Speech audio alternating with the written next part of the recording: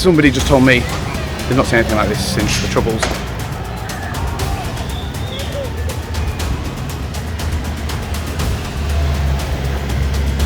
So we're now making a pretty hasty retreat.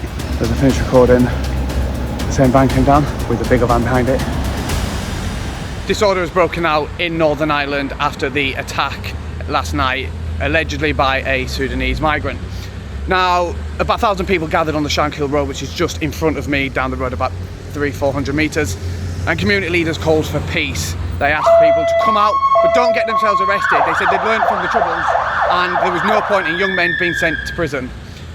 Those calls were met with angry and frustrated responses by people in the crowd, which was about 1,000 people.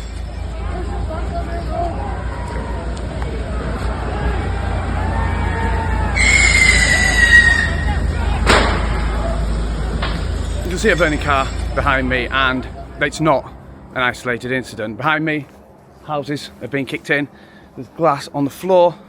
You can see there's glass over here where houses of suspected immigrants, I don't know why they're suspected, have been smashed in. You look inside, the houses have been destroyed. Now this is the street where just an hour ago police were forced to retreat as the crowd came that way towards them, hurling rocks, projectiles, fireworks, anything they get their hands on, kicking cars. We see, you know, the devastation here and poor people having to clear up. Somebody just told me they've not seen anything like this since the Troubles, and that's perhaps a cliche. It's perhaps an easy thing to say. That's from somebody that lived through the Troubles, saw the worst of it on the Shankill Road, and says they've never seen anything like it. This disorder is not isolated. It's going on across the city this evening after the attack on a man in his 40s last night, which has seen a man who is reported to be a Sudanese national with leave to remain charged with attempted murder. It's quite hard to put into words what we've seen tonight. We've seen houses with children in, kicked in, cars set on fire, children scared, but also children here watching and very much not scared, very much enjoying it.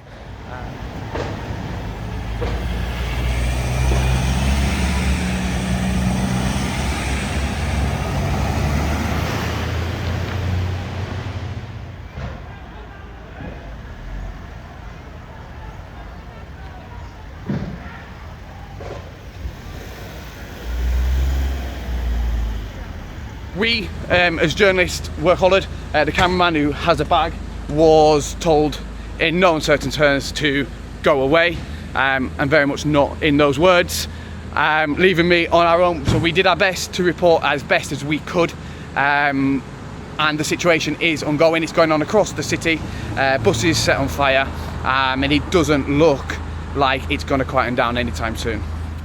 With what happened last night, it was just that was the breaking ground, and then, as I said, miscommunication, misinformation, not the right information has led even more people. What do you mean when you say miscommunication? In what way? Well, I mean, you look at TikTok, for instance, or you look at any social media, you're not getting the right information all the time. It's not factual. So people will be misled. It will just infuriate more people even more. What the Chief Constable did, or executive one, what he did, I mean, fair enough to him. But I mean, it didn't give people enough answers, and I mean, that just infuriated people more. So what happened was kind of what was expected, and even I think the Chief Constable knew that fine rightly. How do you reflect on? I mean, I was on a street just over there. House was kicked in. There was children next door. Yep. There was, lads were going in 5, 6, 7. It was trashed. Fireworks, flares. Yep. Do you think that's acceptable? No, absolutely not. I mean, there is local people living in that area, and I mean, there was a girl who came out and did say, like, that just shouldn't happen. But I mean, again, it's misinformation. People were told that it was a certain door number that was supposed to be targeted, but sure, people hit the wrong door, and it's the people who have the fireworks or have the stuff that they shouldn't have. That's them doing that to the houses, and I mean, from what other people can do, is out of the control. I mean, there was a lot of spectators there, and there was a lot of people who were there, and they didn't want the trouble. Yeah.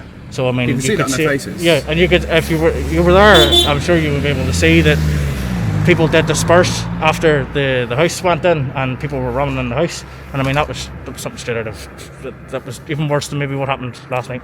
It looked to me, now it's very hard to judge when people got masked. I don't know how old you are, but it looked like the people that were running in were young. Yeah, they looked teenage. Yeah.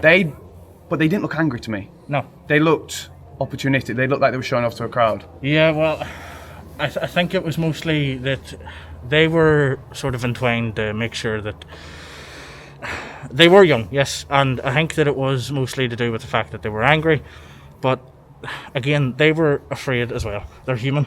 We're all human, and the fact that they had seen what they had seen last night, I could see that infuriated them more. And as you said, yes, the crowd infuriated it more, but I don't think the crowd were egging that on, because as soon as windows were smashed or as soon as one firework went off, people started going, okay, this is getting a wee bit more serious, let's back off.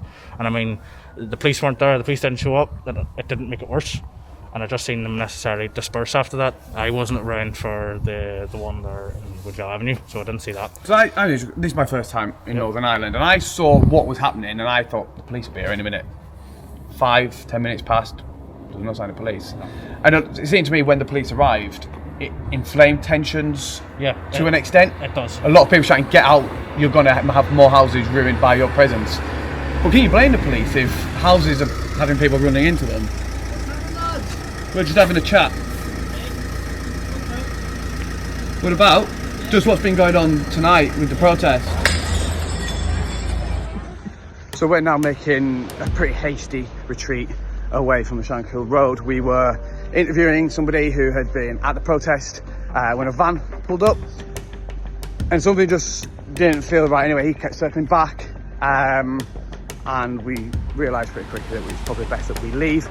And we've sort of been followed a little bit, so we're now making our way away at a decent pace, but it just tops off a night of anger, a night of suspicion.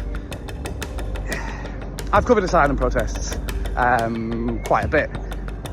I've never seen the anger that I saw tonight. Now, I don't necessarily know if that is anger at what happened last night. For some people, undoubtedly it was. I saw it, I was angry. But for others, last night was an excuse. Last night was a reason to get out tonight and do things that they wanted to do. They wanted to scare people. They wanted to show off to a crowd. They wanted to kick goals in. A lot of them very young. And I'm very dubious as to how angry about immigration they were.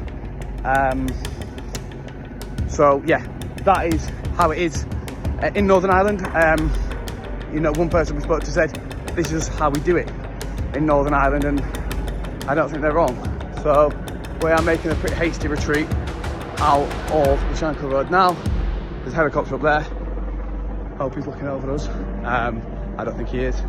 So we're going to get out now and hopefully not get battered. Talk to you soon.